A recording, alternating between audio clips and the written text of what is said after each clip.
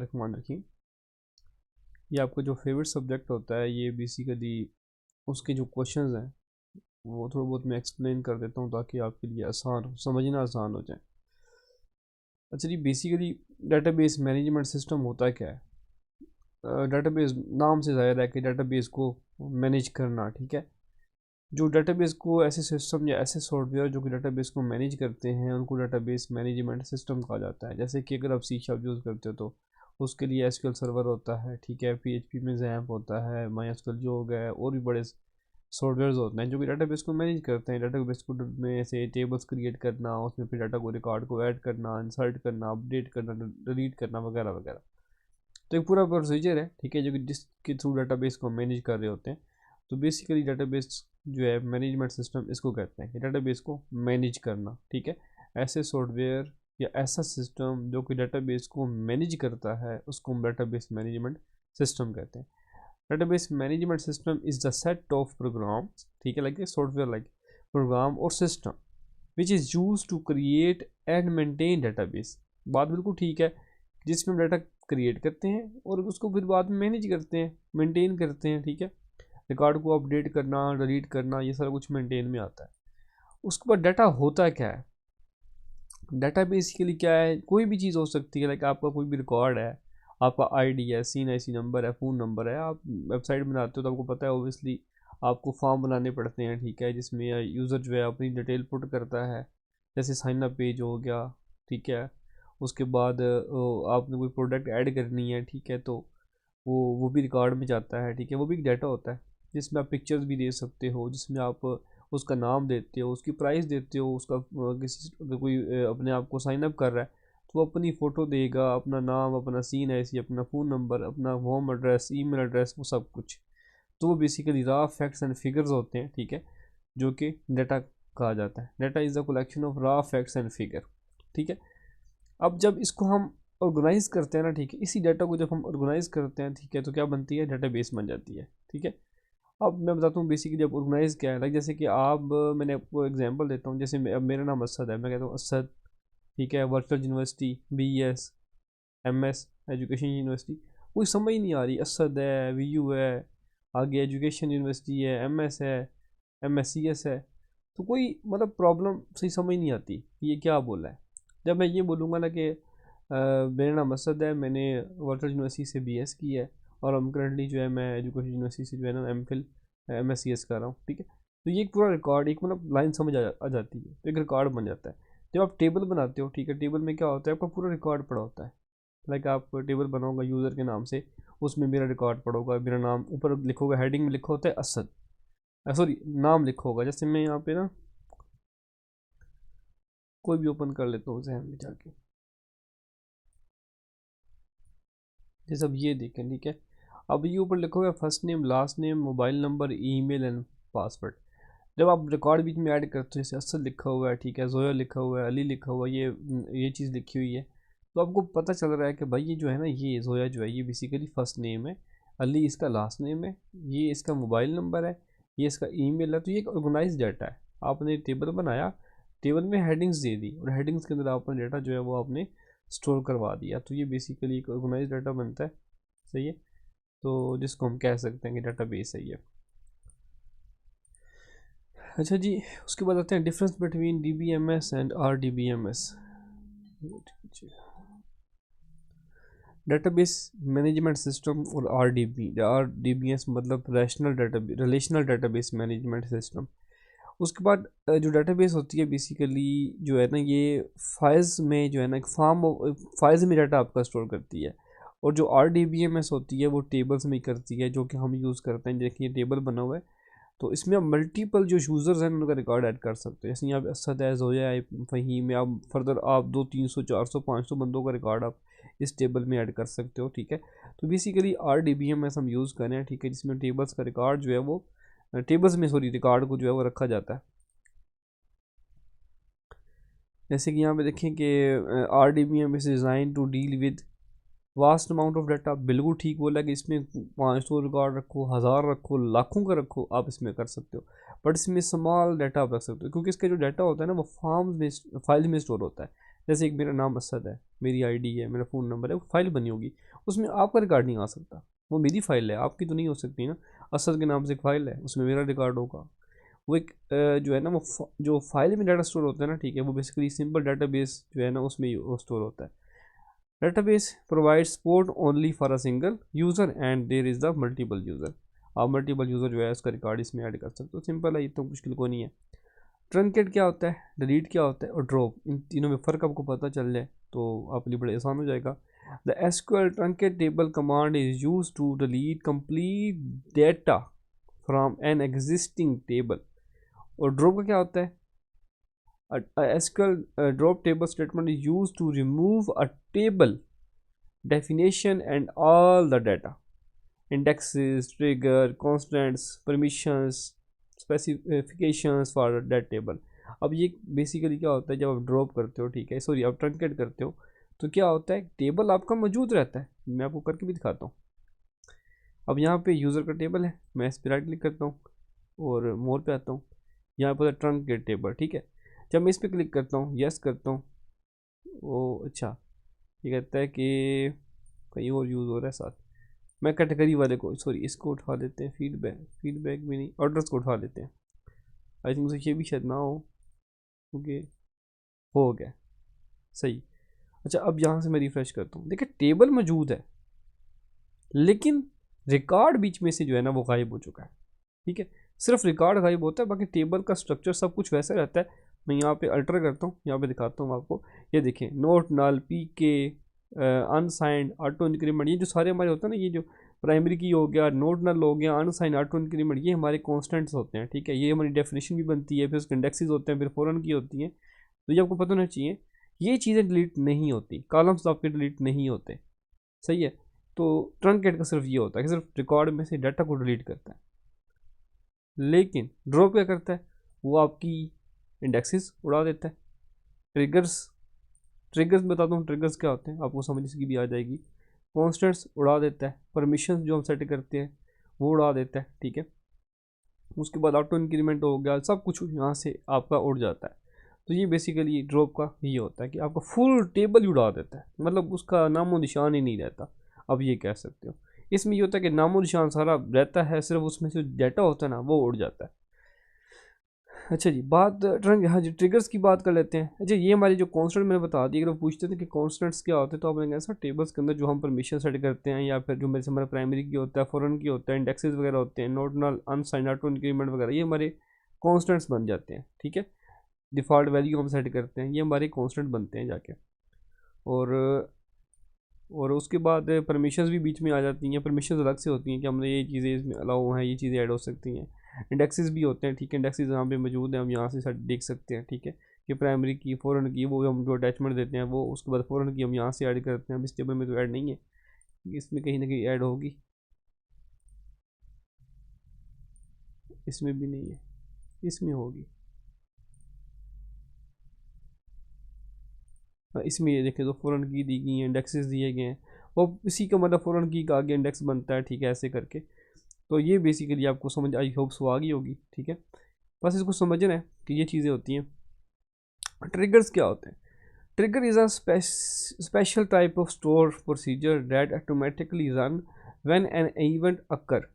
अच्छा, इवेंट क्या होगा जी, इवेंट बेसिकली जब आप कोई भी डाटा आप डिलीट करते हो by mistake, like for example table बनाया हुआ, ठीक है, और डाटा इसका हो चुका है डिलीट, मुझसे डिलीट हो गया, मैंने ना ये रो उड़ा दी, ऐसे करके मैंने उड़ा दी, बाई मिस्टेक उड़ गई, लेकिन इसका रिकॉर्ड पूरा मौजूद था, इसका पासवर्ड था, इसका यूज़र नेम, वो सब कुछ बना हुआ था, सही है। अब वापस नहीं आ सकता, ठीक है, या दोबारा एंट्री की जाए। अब फॉर एग्जांपल एक बंदा है, उसको पन्नी उसमें अभी तो यहाँ पे सिर्फ देखें ना 1 2 4 5 कॉलम है ना, तो ईजिली है। अगर यहाँ पे कॉलम ढेरों ढेर हो, ठीक है, उसका रिकॉर्ड इधर भी पड़ा, उसकी प्राइमरी की इधर यूज़ हो रही हो, इधर भी यूज़ हो रही हो, इधर भी फ़ॉरन एज अ फ़ॉरन की मतलब वहाँ पे यूज़ हो रही हो रेफरेंस के तौर पे, तो फिर बड़ा मसला बन जाता है। तो इस चीज़ को ख़त्म करने के लिए क्या होता है कि बाई मिस्टेकन हम डाटा अपडेट कर दें, या फिर बाई मिस्टेकन डाटा हम डिलीट कर दें, तो क्या होता है, ट्रिगर्स का हम यूज़ करते हैं। ट्रिगर्स क्या करता है कि आपका जो ये टेबल है ना, ये जो टेबल है, सेलर टेबल है, ठीक है, इसी का सेम टू सेम एक बैकअप टेबल बनता है, ठीक है। वो होता खाली है, स्टार्टिंग में वो खाली रहता है। जब भी जैसे मैंने यहाँ पे रिकॉर्ड डिलीट किया ना, ठीक है, वो ट्रिगर हमारा क्या करता है, उस रिकॉर्ड को उठाता है, जो रिकॉर्ड हम यहाँ से डिलीट करेंगे ना, ठीक है, वो ऑटोमेटिकली वहाँ पे जाके स्टोर हो जाएगा, ताकि कोई प्रॉब्लम बनती है तो मेरे वहाँ से हम एज अ बैकअप वो यूज़ कर सके। तो ट्रिगर का बेसिकली ये काम होता है। अब पढ़ते हैं, trigger is a special type of store procedure, वही बात के प्रोसीजर जो है ना वो स्टोर प्रोसीजर है, that automatically run when an event occur, कि जब भी कोई इवेंट क्या है, डिलीट अपडेट, जब भी होगा क्या होगा, डेटाबेस ये कब रन होगा, जब ये होता है ऑटोमेटिकली है, इसकी कोई मैनुअली काम नहीं होता, काम मैनुअली कोई इस तरह करे, बस सिंपल सी क्यूरी होती है, वो लिखते हैं, मैं आपको दिखाता भी हूँ, वो क्यूरी लिखते हैं, ठीक है, क्या करता है, डेटाबेस में जाके आपका जो टेबल का डाटा है उसकी जो पूरी रो होती है उठा के वहाँ पे पुट कर देता है। DML trigger run when a user tries to modify data through a data manipulation language, DML event. DML events are insert, update और delete statement on a table. अगर मैं पढ़ूंगा DML क्या होता है, DDL क्या होता है, वो भी आपको थोड़ा समझाता हूँ मैं, ठीक है। उसके बाद आते हैं जी नॉर्मलाइजेशन फॉर्म। मैं तो आपको ना, मैं आपको एक कोड समझा, ये कोड मैंने नेट से उठाया है, ठीक है। अच्छा, ये जो कोड है बेसिकली ट्रिगर के लिए है, ठीक है। अब यहाँ पे क्या हो रहा है, फॉर एग्जांपल एक टेबल है, लोग एम्प्लॉय चेंजेस, लाइक इसमें यहाँ पे कर देता हूँ यूज़र, ऐसे करके। अब यहाँ पे क्या हो रहा है, और यहाँ पे एक ना हमने ना एक टेबल बनाया है, ठीक है, बेसिकली इसके नाम से बैकअप, ये हमारा बैकअप का टेबल, यूज़र बैकअप आप इसको लिख दो, ठीक है, यूज़र बैकअप, हमारा एक टेबल बना हुआ यूज़र बैकअप के नाम से, ठीक है। अब जब भी हम क्या करते हैं, क्रिएट ट्रिगर, जो क्यूरी कैसे काम करेगी, अब वो कहता है कि ट्रिगर क्रिएट हो यूज़र टेबल के अंदर, ठीक है, आफ्टर अपडेट ऑन एम्प्लॉय, कि जब भी अब कोई भी अपडेट होती है फॉर ईच रो, ठीक है, कि किसी भी रो के लिए कोई भी जब अपडेट होती है, ठीक है, जैसे कि यहाँ पे आप इस रो के लिए आप यहाँ पे डिलीट कर रहे हो या फिर अपडेट कर रहे हो, ठीक है, जब भी काम होगा तो ये आपका जो ट्रिगर है ना ये चलेगा, ट्रिगर क्रिएट होगा यूज़र के टेबल का, ठीक है, आफ्टर अपडेट ऑन एम्प्लॉय का टेबल है, ये बेसिकली यहाँ पे यूज़र का टेबल करना था मैंने, कि यूज़र का टेबल है, उसमें जो भी रो पे प्रॉब्लम हो, ठीक है, उसको उठाओ और इंसर्ट कर दो यूज़र बैकअप टेबल के अंदर, उसकी आईडी में, ठीक है, उसकी एम्प्लॉय आईडी में, उसकी सॉरी हाँ ठीक है, सैलरी में, न्यू सैलरी के अंदर, ठीक है। उसके बाद न्यू मतलब चेंज एट, इसका मतलब होता है डेट, जो आज की डेट है ना, ठीक है, ये जो पीसी की डेट होगी ये फिर वहाँ पे अप्लाई हो जाएगी और एंड हो जाएगा। ये बेसिकली आपका जो ट्रिगर का कोड है ये बीच में काम करता है। तो ये बेसिकली कोड था, मैंने एक्सप्लेन करना था ट्रिगर्स के अबाउट।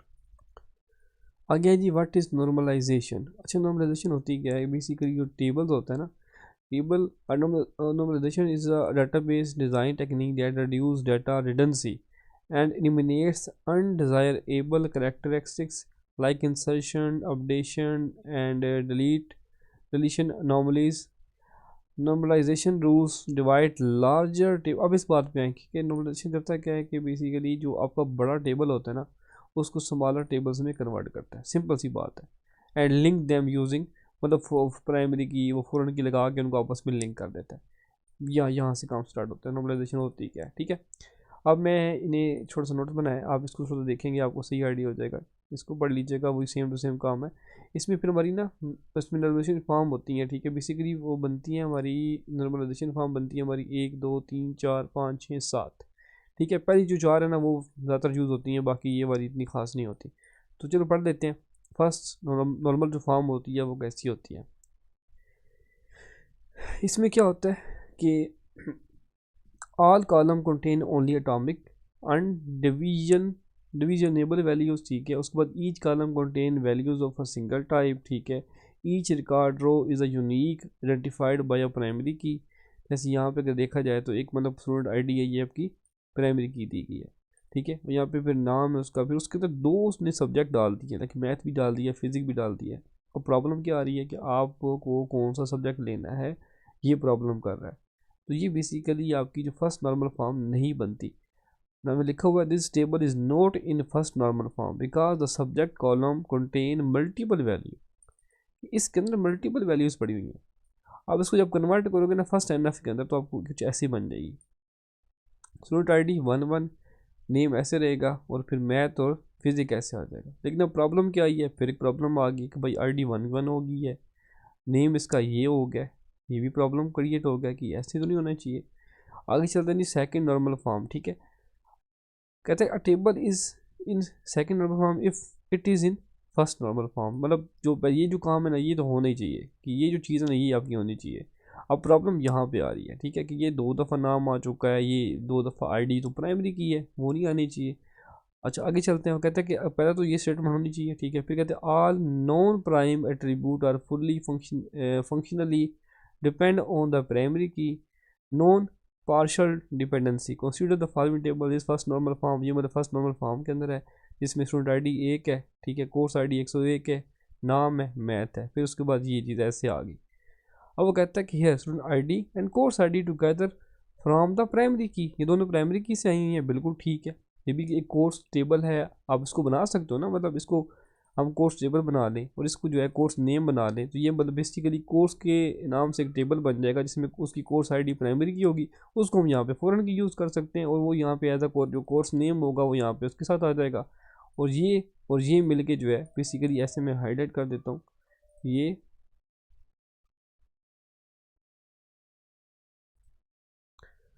और जो ये बनता है ये आपका ऐसे हो जाएगा, और ये जो अगर आप इसको ऐसे कंसिडर करो, ये दो चीज़ें ऐसे हो सकती हैं, ये ऐसा पॉसिबल है कि 2 टेबल ये बन जाए और फिर एक टेबल बने जिसमें स्टूडेंट आईडी और कोर्स आईडी आ जाए। वो कहता है student name depend on a student ID, ठीक है, कन्वर्ट इनटू 2NF, ठीक है, डिकम्पोज इन 2 टेबल्स, ठीक है, student ID and student D, जैसे मैंने बोला था वैसे ही उसने किया, और फिर कोर्स आईडी और कोर्स नेम को अलग टेबल बना के फिर उसने क्या किया कि इसको स्टूडेंट आईडी और कोर्स आईडी को यहाँ पे एक टेबल में कॉल कर लिया। अब स्टूडेंट 1 का रिकॉर्ड देखना है, वो 1 पे क्लिक करेगा, ठीक है। अब यहाँ पे क्लिक करने के बाद हमें 2 फ़ायदे हैं, ठीक है, यहाँ तो हम उसका नेम भी देख सकते हैं और साथ में उसका कोर्स का कौन सा है, ठीक है, वो भी देख सकते हैं, और कोर्स आईडी भी देख सकते हैं, क्योंकि ये मेन टेबल हम इसको यूज़ करेंगे, क्योंकि इसके अंदर वो हमारी इसकी जो जो हमारी ये जो student ID as a primary key है ना, ठीक है, ये एज अ रेफरेंस के तौर पे यहाँ पे यूज़ होगी, और जो ये वाली है ना, ये रेफरेंस के तौर पे इधर यूज़ होगी। तो हमारे बेसिकली दोनों टेबल अलग अलग बने हुए हैं, ठीक है, हम उसको एक टेबल के अंदर यहाँ पे यूज़ भी ऐसे ही करें ईजिली। थर्ड नॉर्मल फॉर्म, इसमें क्या होता है कि पहली कंडीशन तो ये है कि वो कहता है कि सेकंड नॉर्मल फॉर्म में होना चाहिए, और आगे जो है वो कहता है कि जैसे फॉर एग्जांपल आपने एक और जो है ये टेबल ऑलरेडी हमारे पास पहले मौजूद थे, ये 2 टेबल, ठीक है, मतलब हम यहाँ तक आ चुके थे, ठीक है, हमने ये कवर कर लिया था। अब ये सीन है कि इसके बाद अगर फॉर एग्जांपल के इसमें इंस्ट्रक्टर आईडी और साथ में उसका नेम ऐड कर दिया जाए, ठीक है, अब क्या चीज़ है, अब देखो ये जो स्टूडेंट आईडी, कोर्स आईडी, ठीक है, और जो इंस्ट्रक्टर आईडी, ये एक दूसरे के ऊपर डिपेंड कर रहे हैं, बट ये जो है ना, ये सिर्फ और सिर्फ डिपेंड करता है इसके ऊपर। इंस्ट्रक्टर जो नेम है ना, ठीक है, इसके ऊपर डिपेंड नहीं कर रहा ना, तो इसके ऊपर डिपेंड कर रहा है, ठीक है, चलो फॉर एग्जांपल इस पर डिपेंड कर भी रहा है, ठीक है, तो ये अलग अलग टेबल बन सकते हैं, ठीक है, पॉसिबल है। हमने इसको क्या करना है, रिड्यूस करना है, जितना हो सके टेबल को रिड्यूस करना है, छोटा करना है। तो ये चेक करना है कि जो डिपेंड करते हैं उनको अलग अलग कर लो, जो डिपेंड नहीं करते उनको छोड़ दो। Here is instructor name depend on instructor ID, मतलब ये और ये आपस में डिपेंडेंट हो गए हैं, no directly on student ID और कोर्स आईडी, ये दोनों जो इसका जो नाम है ये डायरेक्टली इसके ऊपर जो है वो इफेक्ट नहीं करता, ना तो इसके ऊपर करता है। वैसे तो करता है कि स्टूडेंट है उसका जो इंस्ट्रक्टर है वो कौन है, लेकिन डायरेक्ट इसके ऊपर वो डिपेंड नहीं कर रहा, सही है। तो क्या कर सकते हैं, हम इसको कन्वर्ट कर सकते हैं, डिकम्पोज करेंगे 2 टेबल्स के अंदर, ठीक है, इंस्ट्रक्टर आईडी, ठीक है, और इसका जो नेम है वो अलग कर देंगे, ठीक है, फिर क्या करेंगे, सिंपल और सिंपल इसका जो ये इंस्ट्रक्टर आईडी है ना, ये उठाएंगे इसमें डाल देंगे, और ये हमारा टेबल डिकम्पोज होकर एक जो इसमें कॉलम है ना वो ख़त्म हो जाएगा, ये अलग से बन जाएगा, और साथ में हमारा जो है वो डाटा ऐसे आ जाएगा।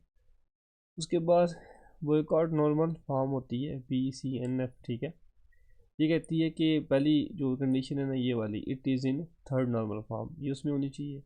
उसके बाद क्या भी कर, जैसे एग्जांपल यहाँ पे दी गई है थर्ड नॉर्मल फॉर्म की, कि इसमें स्टूडेंट आईडी है, कोर्स आईडी है और इंस्ट्रक्टर आईडी है, ठीक है। अब यहाँ पे कहते हैं if we find a dependency where instructor ID course ID the table violate B, मतलब ये इसका जो रूल है उसको जो है ना वो वायलेट कर रहा है, क्योंकि ये जो है ना वो सुपर की के ऊपर डिपेंड नहीं करता। अब सुपर की क्या होती है वो भी मैं आपको आगे समझाऊंगा ताकि आपको आइडिया हो जाए। अच्छा इसको हम जब डी, अब इस टेबल को वो कहता है कि इसको फिर मज़ीद डिकम्पोज करो, यहाँ तक तो आपने काम कर लिया, बट इसको फिर मज़ीद डिकम्पोज करो। वो कैसे होगा जी, इसमें जो है वो जो इंस्ट्रक्टर और कोर्स का जो टेबल है वो अलग हो जाएगा, जिसमें इंस्ट्रक्टर आईडी और कोर्स आईडी की, कौन सा इंस्ट्रक्टर है वो कौन से कोर्सेज पढ़ा रहा है, ठीक है। इसी तरह सेम जो स्टूडेंट आईडी है उसका इंस्ट्रक्टर कौन सा है वो अलग हो जाएगा, ठीक है। तो ये इसका अलग बन जाएगा, स्टूडेंट आईडी और इंस्ट्रक्टर आईडी, ये दो टेबल आपके ऐसे करके अलग अलग बन जाएंगे, तो डिकम्पोज आपका हो जाएगा। तो वो कहता है कि 4 नॉर्मल फॉर्म होती है, आगे जो 5th होती है वो मतलब इतनी खास यूज़ नहीं होती। चलो उसको पढ़ लेते हैं। अच्छा, वो कहता है कि अ table is in 4th normal form if, ये जो है ना इस रूल के ऊपर जो है वो अप्लाई होता हो, पहला कंडीशन तो ये है। फिर कहता है कि मल्टी वैल्यू डिपेंडेंसी जो है ना वो नहीं होनी चाहिए। लाइक जैसे कि student ID, course ID, hobby reading, painting, dancing और फिर रीडिंग, और कोर्स 1101, 102, 102, ये देखें ऐसे करके शो हो रहा है। ये मतलब क्या है कि मल्टीपल वैल्यू जो है ना वो बीच में आ रही है, ये देखें हर कॉलम के अंदर आ रही है, ये ख़त्म करनी है, ठीक है। वो कहता है कि इसमें हम कैसे ख़त्म करेंगे, जो स्टूडेंट आईडी है ना, ठीक है, ये वाली ये तो डिपेंड करती है कोर्स आईडी के ऊपर, ठीक है। और जो स्टूडेंट है ना वो डायरेक्टली हॉबी के ऊपर जो है वो डिपेंड करता है, ठीक है। अब इस पे चक्कर क्या है कि कोर्स आईडी और हॉबी जो है ना वो आपस में एक दूसरे के ऊपर डिपेंड नहीं करती। कोर्स का हॉबी के साथ कोई ताल्लुक है ही नहीं, इसका ताल्लुक है सिर्फ स्टूडेंट के साथ। कोर्स के साथ इसका कोई ताल्लुक ही नहीं है, तो मैम ये इसको बना रहे हो, इसको फिर मज़ीद जो है आप रिड्यूस करो, ठीक है। वो कैसे रिड्यूस होगा जी, इसको कन्वर्ट कैसे करेंगे, स्टूडेंट जो है और कोर्स जो है वो अलग अलग हो जाएंगे, और जो स्टूडेंट है और जो हॉबी है वो अलग अलग हो जाएगा। ना बस हमको समझ आ गई इस चीज़ की अब, ठीक है, वो अलग अलग हो जाएंगे, बस सिंपल। फिर वो कहता है कि 5th जो नॉर्मल फॉर्म होती है उसमें क्या है कि प्रोजेक्शन ज्वाइन नॉर्मल फॉर्म, ये बेसिकली इसको कहा जाता है, ठीक है। पहली इसमें कंडीशन ये है कि ये तो ऐसे होना चाहिए, 4th नॉर्मल फॉर्म में होना चाहिए, और it can not have any lossless decomposition, ठीक है। अब ये क्या चीज़ है, इसको यहाँ पे देखते हैं जी एग्जांपल के थ्रू, कि एम्प्लॉय आईडी है, स्किल है और प्रोजेक्ट आईडी है, ठीक है। अब ये देखें इसमें भी डुप्लीकेशन पड़ी हुई है कि प्रोजेक्ट ए बी कोडिंग, एक एम्प्लॉय है वो कोडिंग कर रहा है प्रोजेक्ट के ऊपर, फिर एम्प्लॉय आईडी 1 है और फिर वो कोडिंग कर रही है बी के ऊपर, फिर इस तरह जो एम्प्लॉय 1 है वो टेस्टिंग कर रहा है प्रोजेक्ट ए के ऊपर। तो ये क्या हो रहा है, मतलब यहाँ पे ये एक ही प्रोजेक्ट के ऊपर जो है वो दो चीज़ें कर रहा है, टेस्टिंग भी कर रहा है कोडिंग भी कर रहा है। और यहाँ पे स्किल में क्या है, कोडिंग 2 दफ़ा आ रहा है, 3 दफ़ा आ रहा है, ठीक है। ये चीज़ खत्म हो, मतलब इस कॉलम में देखें तो क्या हो रहा है, कोडिंग 1 2 3 दफ़ा आ चुका है, इसमें आईडी 3 दफ़ा आ चुका है, इसमें प्रोजेक्ट जो है ए बी बहुत दफ़ा आ चुका है। ख़त्म करना है इसको, ठीक है। कैसे ख़त्म होगा, employee ID determine skill and project ID, मतलब जो एम्प्लॉय है ना वो डिपेंड करता है भाई स्किल के ऊपर भी और प्रोजेक्ट के ऊपर भी। There is a dependency between skill and project ID but they depend on employee ID, मतलब इन दोनों में जो डिपेंडेंसी है ना उस स्किल में और प्रोजेक्ट में मतलब डिपेंडेंसी है, ठीक है। बट सॉरी, हाँ, वो डिपेंड करते हैं किसके ऊपर, एम्प्लॉय आईडी के ऊपर, मतलब एम्प्लॉय आईडी होगी तो ये चीज़ें भाई डिपेंड एक दूसरे के ऊपर भी करेंगी, अदरवाइज़ ये नहीं करेंगी। तो एम्प्लॉय आईडी मस्ट होनी चाहिए। अब ये चीज़, अच्छा, this table violate 5th NF because the information can be decomposed into a smaller table without losing data। No wait कीजिए, वो इसको 3 टेबल में डिकम्पोज करेंगे इस बड़े से टेबल को, ठीक है। और वह कैसे होगा जी, इसमें सबसे पहले एम्प्लॉय और जो स्किल है ना उसको अलग से कर देंगे डिफाइन, और एम्प्लॉय और जो प्रोजेक्ट होगा उसको अलग से कर देंगे, और स्किल और जो प्रोजेक्ट होगा उसको अलग से कर देंगे। तो इसमें ये देखें कोडिंग टेस्टिंग ये अलग हो गया, ये अलग हो गया और ये अलग होगा। इसको देखिएगा अभी जो 6 होती है वो ऐसी ही है, मतलब छोड़ दें इसको, बस इसमें क्या होता है कि फोकस करता है टेम्पोरल डाटा के ऊपर जो है ना फोकस किया जाता है, बस ये डेफिनेशन याद कर लें और कुछ भी नहीं है। फिर उसके बाद आती हैं कीज़, टाइप ऑफ कीज़ कितनी होती हैं, सुपर की है, प्राइमरी की है, कैंडिडेट की है, अल्टरनेटिव की है, फॉरेन की है, कंपाउंड की है और कंपोजिट की है, सरोगेट की है। ये उसके बाद इसकी वह टेबल पूरा मौजूद है कि वो कैसे आप देख सकते हो कि कौन कौन सी एग्जांपल इसकी मौजूद हैं। तो ये इतना मुश्किल को नहीं है, मतलब अगर आप कहेंगे तो मैं ये भी एक्सप्लेन कर दूँगा।